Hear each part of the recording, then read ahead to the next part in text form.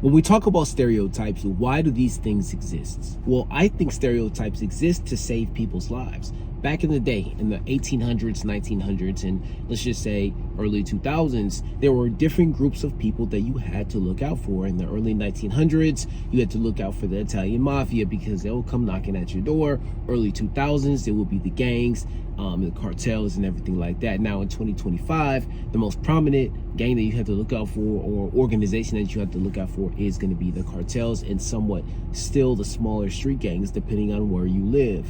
But throughout history, it has told us and warned us that if we don't stereotype people, if we don't protect ourselves, if we don't have high caution in high caution areas, that's going to be the end of our life. And nobody wants to go out like a sucker. Now, welcome back, or welcome to the Social Grade School. My name is Asa Taylor. Today we're breaking down stereotypes and why they exist, and I'm going to attempt to explain to you based off of what I know, and maybe I can connect the dots a little bit for you guys if you're checking out this video as well. Now, stereotypes, where did they come from? Why do they exist? Well, stereotypes came from the beginning of human existence, okay? There's a story of Red Riding Hood. Don't go and talk to strange bears and strange people because something might happen. And what did she do? She did the opposite of what she was told. Now, the stereotypes in that story were correct because what happened? They cooked and ate her. You know, they didn't want to let her go. She made a mistake, okay? Some mistakes can be extremely costly. So stereotypes have existed since the beginning of time. Now, had Red Riding Hood took heed by the words that she was told in the beginning, she wouldn't be in a situation to where, you know, they were huffing and puffing, blowing the house down and blah, blah, blah, blah, blah. You guys know the story. Now, with black people, let's talk about that stereotypes. When we talk about the stereotypes with black people, I think it's important to note that the majority of black people, let's just say 50 to 60%, they're up to no good. You know, it's more so like, in my estimation, like 90%, but I'm gonna give most people some grace. Let's just say you're African American, you're FBA, or whatever the case may be, they're mostly not bad.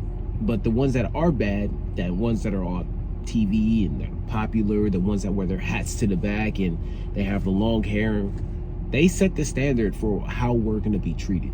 They set the standard by their behavior. They set the standard by how they communicate. They set the standard by what they walk out and look like every single day. Instead of wearing something simple to the store, let's just say you wear a baseball cap or some jeans and some nice shoes, not even slippery shoes, just some tennis shoes or something like that.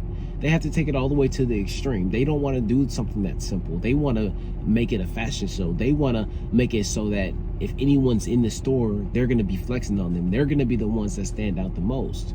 Now, I say that's extremely irresponsible because as a parent, if I see a bunch of people dressed in baggy clothes or with their hats turned to the back, or, you know, with the typical ninja look and attire that's on, I'm going to be wary and I'm going to be cautious.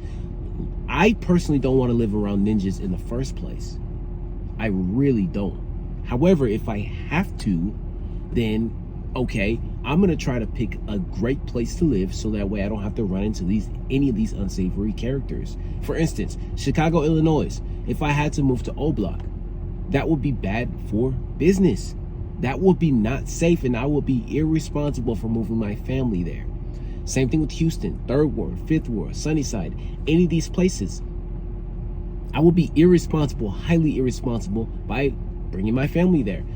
We've talked about this before when I did that Nick Fuentes video. And if you guys haven't seen it already, I'll actually pin it right here.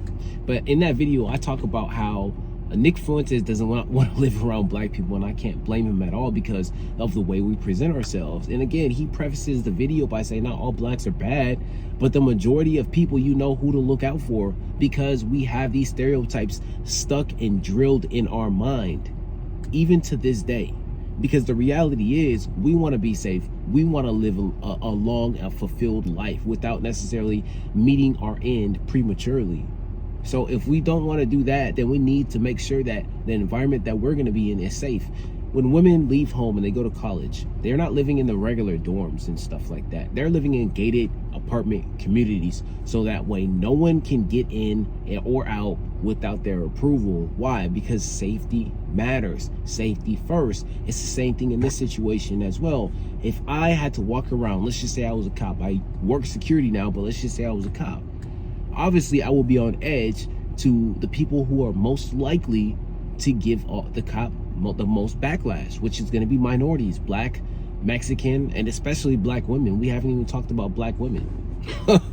And Black women, it's just an easy, because they are just a microcosm of society as a whole. Whatever you see them doing, you're eventually going to see everybody else start to do very, very soon. So for instance, if I see a lot of people with fake hair, getting their bodies done, getting their lips done and stuff like that, that's how I know that, okay, this is how the trend and this is how the society is going to be going.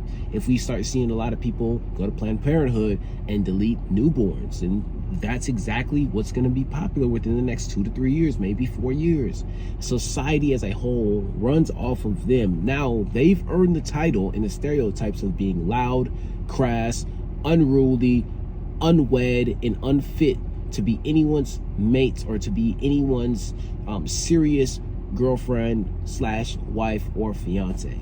I've personally had a plethora of experience with them. Not all of them are bad, but the majority of them make a bad name for the good ones. So we can't necessarily tell which one's good or bad. Now, is this reputation, is this stereotype of Black women unearned?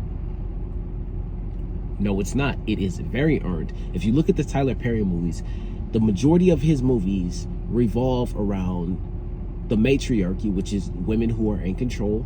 They run everything, and it always paints the guy in a negative light, right? So the Black woman's in control. They have the grandma, and the aunties and the uncles. The uncles are henpecked. They don't necessarily, do anything manly. They get told what to do for their wives. And this picture that Tyler Perry paints for us is extremely vivid, because it's one of those things to where it's just like, well, this is extremely on point. This is extremely accurate, because he even says himself he had a rough upbringing. And the way that he portrays the female characters is a spitting image of how these women act today. A spitting image. So if I went into a situation blind and said, you know what, I'm not going to take anything that I know about Black women into consideration when I'm looking for a wife or a girlfriend or anything like that, I'm just going to go off of a feeling, and if I love her, she makes me feel good, then we're going to be good to go. If I had done that, then I would get eaten alive, whether it be in divorce court or with just a lawsuit. You see what's happening with all these rappers that keeps breaking up, and basketball players and entertainers. Tiana Taylor broke up with Iman Shumpert, and that man lost a lot. He paid a lot, and he's going to be continuing to pay for the next 18 to 20 years for his child. I mean, we've talked about this before, but I have people in the comment section debating me around this fact because they don't want to accept the stereotype, because they think that because you found one good apple or two good apples out of 374 million people or 380 million people, whatever we have in the United States, that means, and that goes for women as a whole, like, and these women that they're talking about are like 35, 30. Like, the only people that matter are people that are actually dating, not aged out of dating. You see what I'm saying? And so, like, this is why you hear a lot of guys say that, hey, I can only date 18 to 24-year-olds. I can't date Black women because, they're unruly. They can't be trained. And I say trained, but that's a little harsh. It's more so they can't be coached up to be anyone else's women, because they've already had coaching from their grandmothers and their mothers on how to act and, how to react and how to do things so that way they can get what they want. So they are hyper fixated and they are hyper focused on being right and doing things that can give them an advantage, that can give them the lead. You hear this word called partner. That's not a person who's a business partner. They're referring to that as a relationship partner.